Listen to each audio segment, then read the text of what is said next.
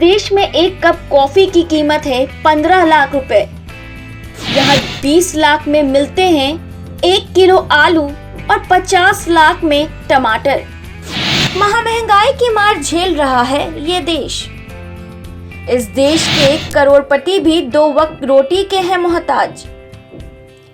यह देश एक समय पर अपने तेल के खजाने से एक संपन्न देश हुआ करता था, लेकिन अब यहाँ लोग गरीबी की मार झेल रहे हैं।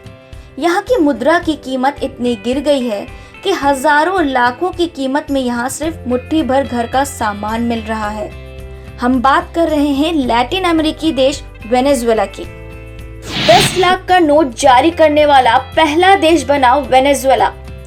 दक्षिण अमेरिका का देश वेनेजुएला कभी बेहद अमीर देश हुआ करता था, लेकिन आज इस देश की करेंसी रद्दी के बराबर हो गई है। आज ये देश 10 लाख का नोट जारी करने वाला दुनिया का पहला देश बन गया है। लाइव सिटीज की इस खास रिपोर्ट में हम आपको बताएंगे वेनेजुएला की भुखमरी की क्या है दास्तान। मौजूदा समय में 10 लाख बॉलीवुड की कीमत आधा अमेरिकी डॉलर यानी कि भारतीय रुपए के अनुसार केवल 36 रुपए ही है। अगर देखा जाए तो इतने रुपए में आज के समय में भारत में आधा लीटर पेट्रोल भी नहीं मिलेगा। 10 लाख बॉलीवुड से क्या होगा आसान। अब आप ये सोचेंगे कि वेनेजुएला में इस 10 लाख बॉलीवुड की कीमत क्या होगी। हालांकि ये वेनेजुएला का सबसे बड़ा नोट है, लेकिन इसके बदले में वेनेजुएला में आप सिर्फ आधा किलो चावल ही खरीद पाएंगे। यहाँ की सरकार जनता की सुविधा के लिए बड़े नोट छाप रही है ताकि लोगों को सामान खरीदने के लिए बड़ी मात्रा में नकदी न ले जानी पड़े।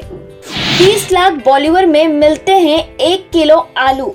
इस देश में बेतहाशा महंगाई का अंदाजा इसी से लगाया जा सकता है कि यहाँ 1 किलो आलू की कीमत 20 लाख बॉलीवुड पहुँच गई है और एक कॉफी कप की कीमत 25 लाख बॉलीवुड हो चुकी है।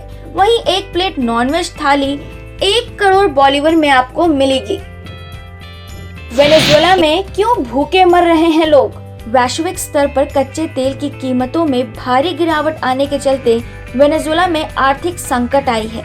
यहाँ की सरकार ने जरूरत से ज्यादा करेंसी छपवा दी, जिसके चलते इसकी वैल्यू काफी कम हो गई और अब सरकार की गलत नीतियों के कारण यहाँ के लोगों को भूखमरी की मार झेलनी पड़ रही है।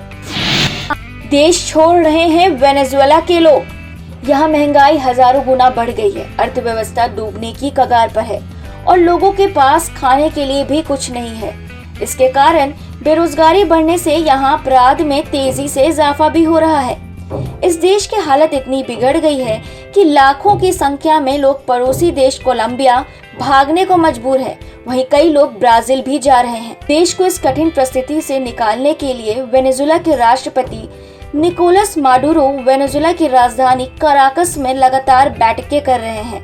उन्होंने दुनिया के देशों से मदद की भी अपील की है। फिलहाल लाइव सिटीज में बस इतना ही। अगर आपने अब तक चैनल को सब्सक्राइब नहीं किया है तो चैनल को सब्सक्राइब कर दें, हमारे फेसबुक पेज को फॉलो करें और अब आप हमें ट्विटर पर भी फॉलो कर सकते हैं।